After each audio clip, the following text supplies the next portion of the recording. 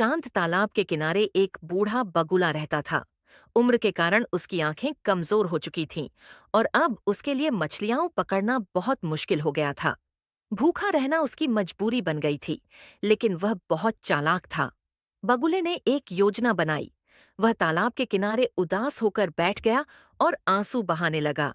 एक केकड़ा उधर से गुजरा और उसने बगुले से पूछा, बगुला मामा, आप इतने दुखी क्यों हैं? आप शिकार क्यों नहीं कर रहे? बगुला ने लंबी सांस ली और दुखी आवाज में बोला, हाय बेटा, मैं अब शिकार कैसे करूं?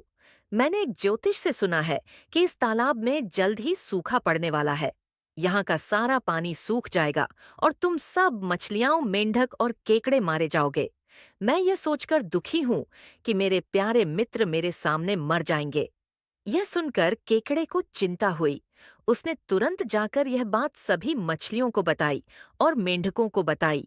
पूरे तालाब में डर का माहौल छा गया। जानवरों ने बगुले से विनती की, बगुला मामा, आप तो उड़ सकते हैं, कृपया हमें बचाने का कोई रास्ता बताएं। बगुले को मौका मिल गया। वह बोला, एक ही रास्ता है। यहाँ से थोड़ी दूर एक दूसरा बहुत बड़ा तालाब है जिसका पानी कभी नहीं सूखता। मैं तुम सबको एक एक करके अपनी चोंच में बिठाकर वहां पहुंचा सकता हूँ। जानवर राहत की सांस लेने लगे। बगुले ने अपनी योजना शुरू की। वह रोजाना 2-3 मछलियों को अपनी चोंच में लेता और उड़ जाता, लेकिन वह उन्हें दूसरे तालाब में नहीं, बल्कि पास की एक चट्टान पर ले जाता और खा जाता। कुछ दिनों बाद जब मछलियों की संख्या कम होने लगी, तो केकड़े ने बगुले से कहा, बगुला मामा, अब मेरी बारी है। मैं भी वह बड़ा तालाब देखना चाहता हूँ। बगुले ने सोचा, अब मछलियां तो खत्म हो गईं, चलो इस केकड़े को ही खा लेते हैं। बगुला केकड़े को अपनी चोंच में बिठाकर उड़ा। जब वे चट्टान के ऊपर पहुंचे, तो केकड़े ने नीचे देखा। वहां पानी का तालाब नहीं था, बल्कि मछलियों की हड्डियों का एक बड़ा ढेर था।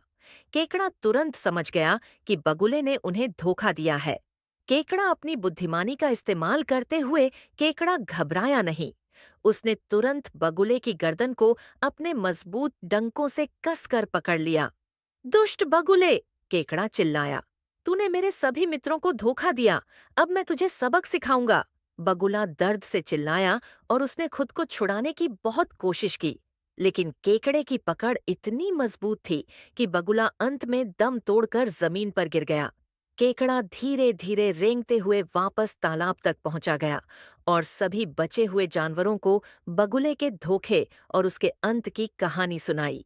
सभी जानवरों ने केकड़े की समझदारी और बहादुरी के लिए उसका धन्यवाद किया।